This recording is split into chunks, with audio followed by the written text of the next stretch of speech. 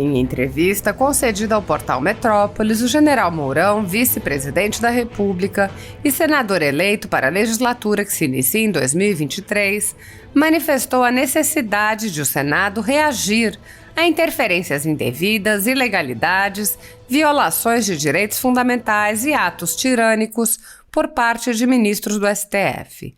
O oficial ressaltou a ocorrência de invasões a atribuições de outros poderes, atos esses que estariam minando a harmonia prevista pela Constituição Federal e a separação de competências.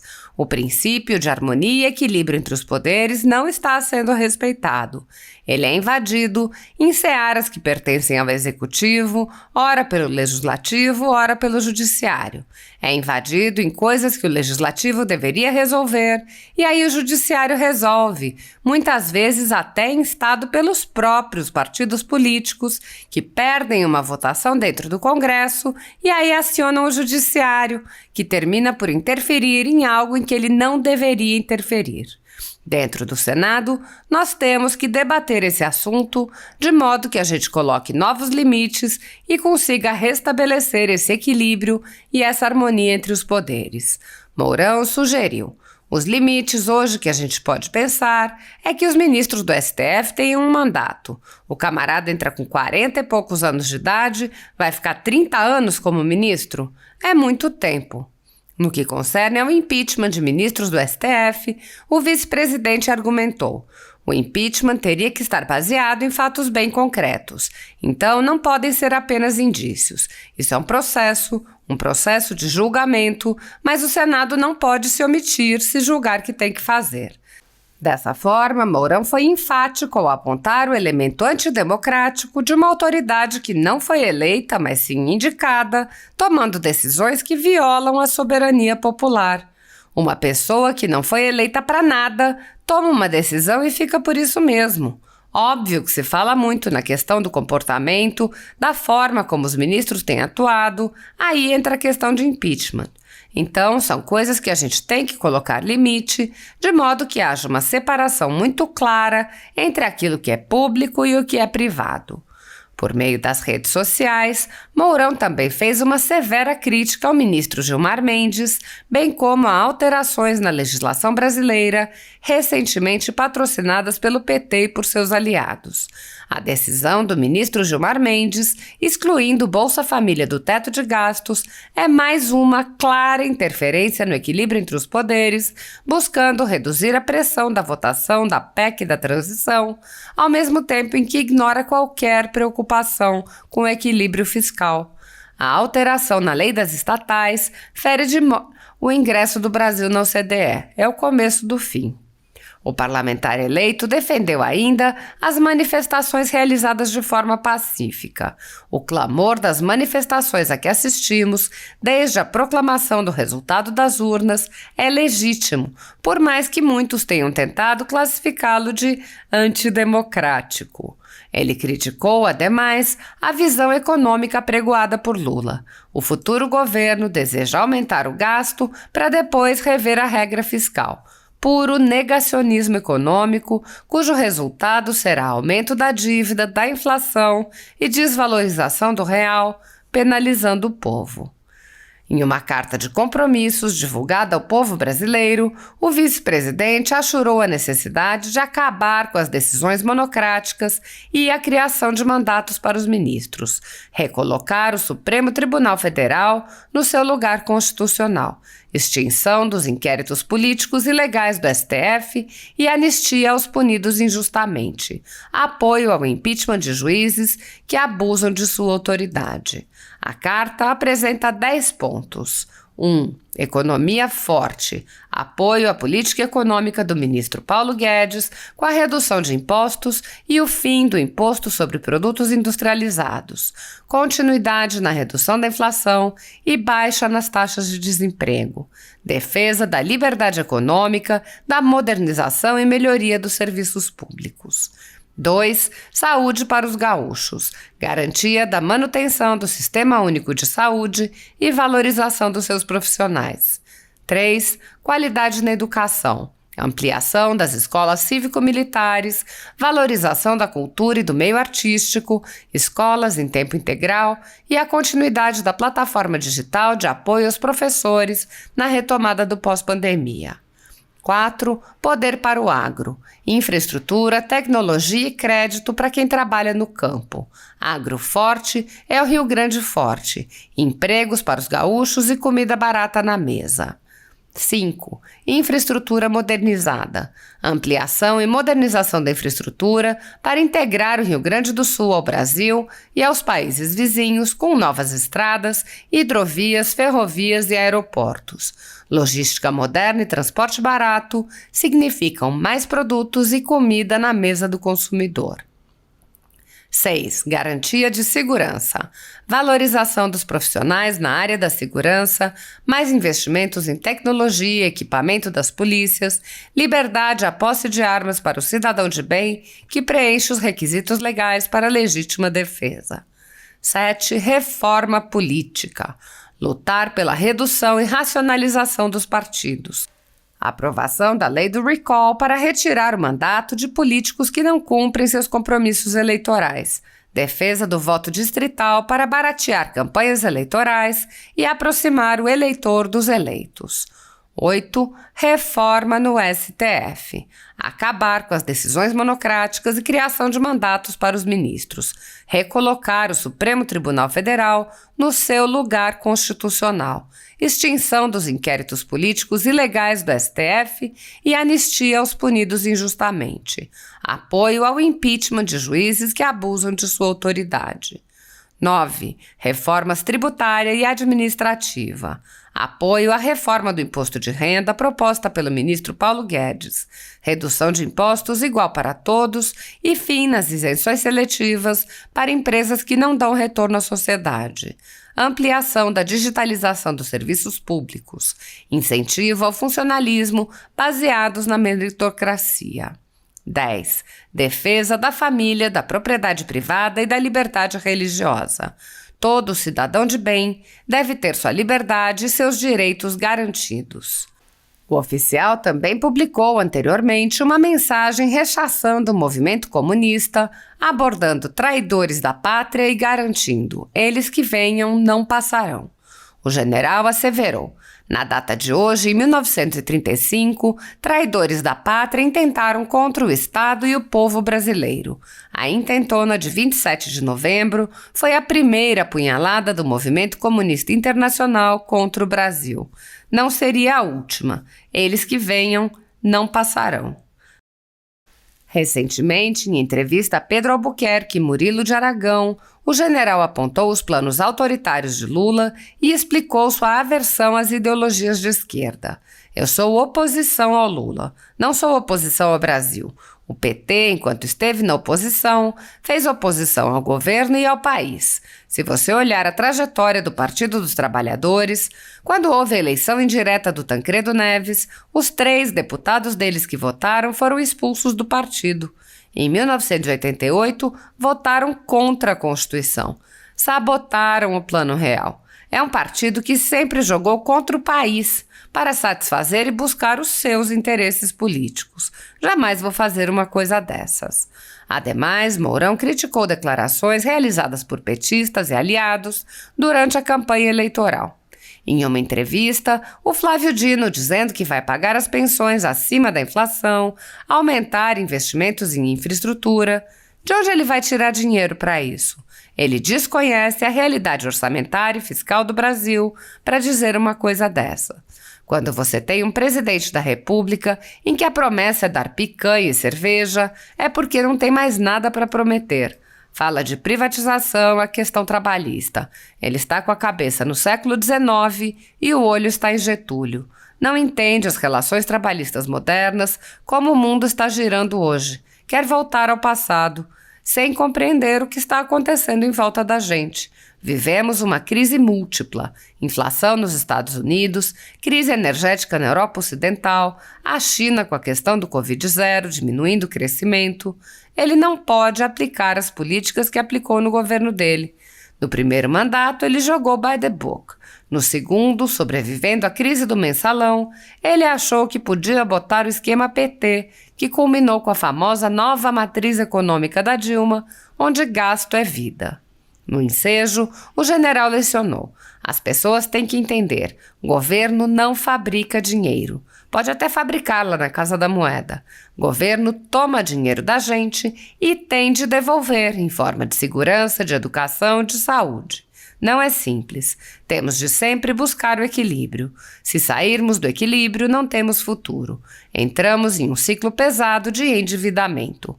Tem que jogar dentro daquilo que é mais sadio para manter as contas públicas equilibradas e aumentar a produtividade.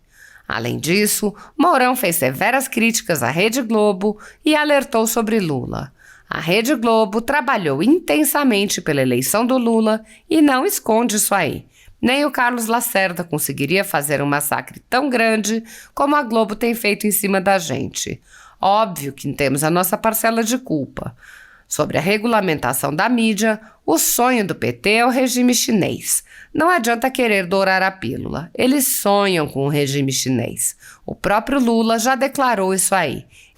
Ele queria ser o Xi Jinping, com o Congresso se reunindo a cada 4 anos para chancelar.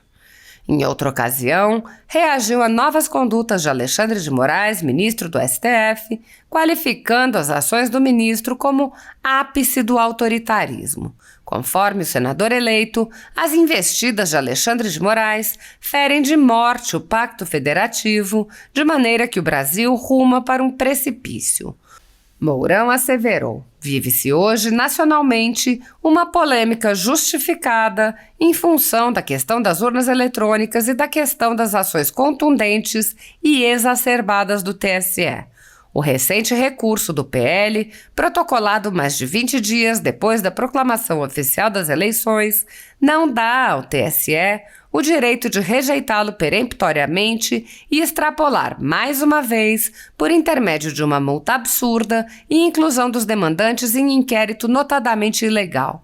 Some-se a este estado de coisas a foto do presidente do TSE, ladeado por alguns comandantes das PMs, materializando o ápice do autoritarismo e ferindo de morte o Pacto Federativo. Hoje rumamos para um precipício. Assim, é chegada a hora da direita conservadora se organizar para combater a esquerda revolucionária. Necessário é reagir com firmeza, prudência e conhecimento dentro dos ditames democráticos e restabelecer o Estado democrático de direito no Brasil. Anteriormente, o general manifestou-se sobre o convite feito pelo ministro Alexandre de Moraes aos comandantes das polícias militares de todos os estados para uma reunião com ele. O general alertou: vive-se hoje no Brasil, infelizmente, uma violação do Pacto Federativo perpetrada pela mais alta instância do Judiciário. Ações inconstitucionais e ilegítimas são adotadas de maneira monocrática, atacando a autonomia federativa. Nessa direção, confundem erroneamente ordens direcionadas às ações das PMs e DETRANs, violando o Pacto Federativo, situação que materializa um estado de exceção em vigor, fruto da extrapolação do Estado de Direito. Em entrevista em Portugal, o vice-presidente retrucou um jornalista e defendeu o caráter democrático de manifestações pacíficas. Em primeiro lugar, as manifestações não são golpistas. Isso é coisa que vocês da imprensa estão colocando.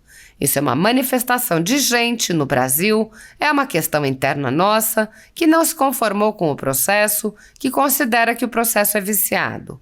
Essas pessoas não estão na rua de forma desordeira, estão num processo de, vamos dizer assim, numa catarse coletiva, no sentido de aceitar algo que eles consideram que não foi correto.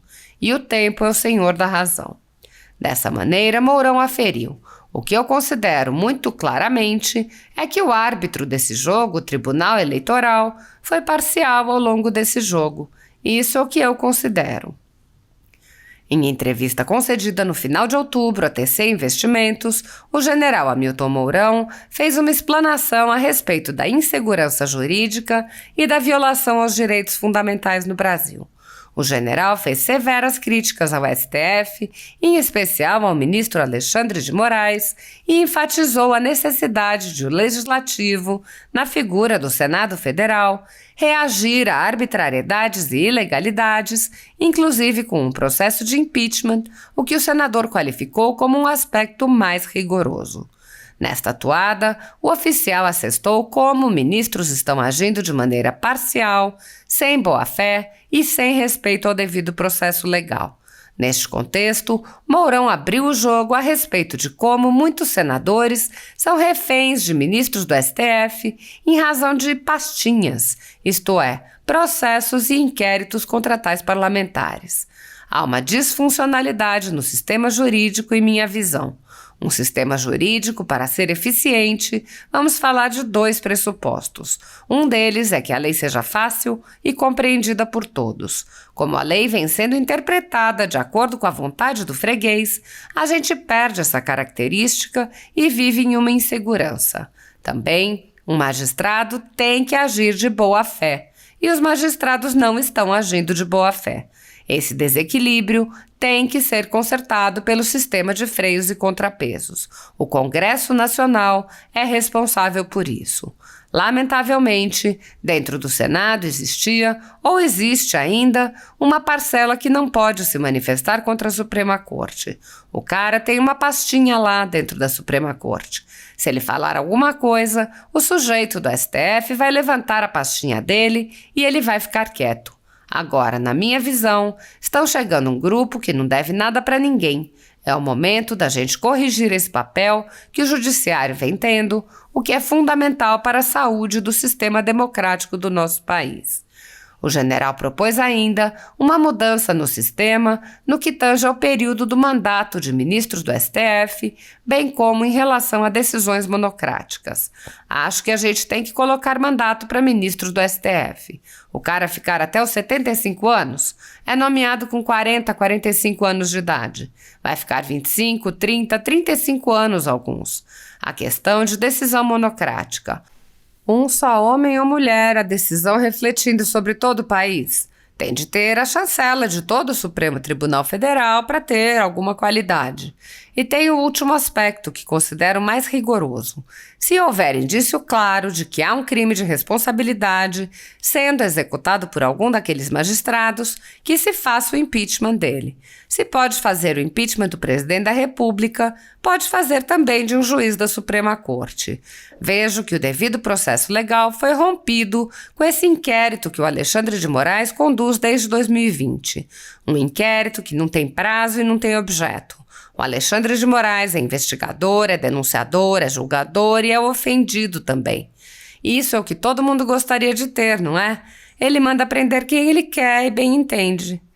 Segundo o vice-presidente, o Brasil vive um contexto de guerra cultural. Essa onda veio dos Estados Unidos, a famosa guerra cultural. Nasce dos Estados Unidos.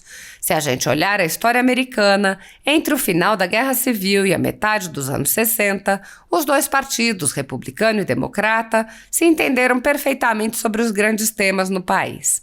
A partir dos anos 60, quando se inicia o movimento dos direitos civis, há uma entrada de militantes no Partido Democrata com uma visão marxista da sociedade e começa a haver um choque entre os 2 partidos que culmina na eleição dos Trump em 2016. Os partidos não se entendem mais. O mesmo choque veio para o Brasil e isso se reflete nas decisões que a gente vê sendo tomadas. O Senado vai ter que fazer a sua parte, mas considero que o crime de responsabilidade é a solução mais dura de ser tomada. Outras decisões podem ser tomadas que darão um freio de arrumação entre os poderes. Pedro Albuquerque, CEO da TC Investimentos, comentou: "Hoje nem sei mais o que posso falar em mídias sociais. Está todo mundo com medo. O que a gente pode falar ou não pode falar? Vou ser banido ou não vou? É um nível de insegurança absolutamente brutal." Mourão respondeu proferindo também severas críticas contra a velha imprensa. Isso foi exacerbado ao máximo.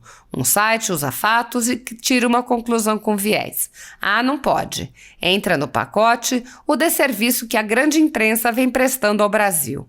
A grande imprensa hoje vem se baseando no sensacionalismo, no consumismo e na tentativa de influir sobre a opinião política das pessoas de acordo com o que eles pensam, deixando de informar efetivamente sobre o que está acontecendo.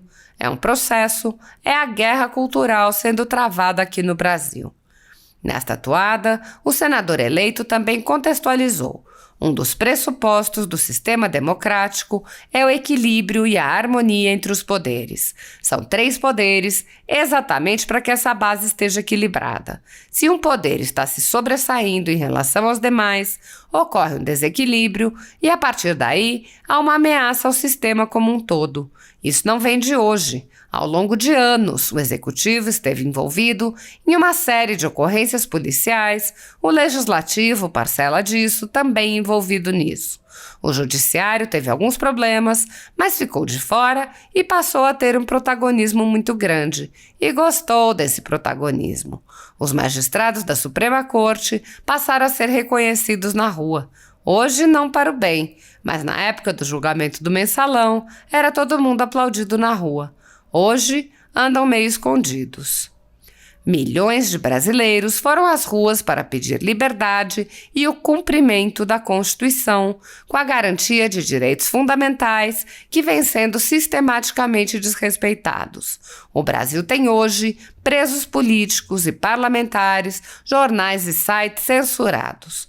A Folha Política já teve todos os seus equipamentos apreendidos no âmbito de um inquérito conduzido pelo ministro Alexandre de Moraes, do Supremo Tribunal Federal. Atualmente, toda a renda do jornal está sendo confiscada a mando do ministro Luiz Felipe Salomão, ex-corregedor do TSE, com o apoio e louvor dos ministros Luiz Roberto Barroso e Alexandre de Moraes. Se você apoia o trabalho da Folha Política e pode ajudar o jornal a sobreviver, doe qualquer valor pelo Pix através do QR Code que está visível na tela ou através do código ajude@folhapolitica.org. Caso não utilize Pix, há a opção de transferência bancária para a conta da empresa Raposo Fernandes, disponível na descrição deste vídeo e no comentário fixado no topo.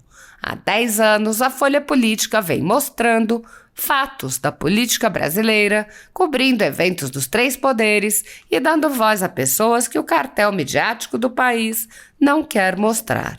Pix ajude@folhapolitica.org.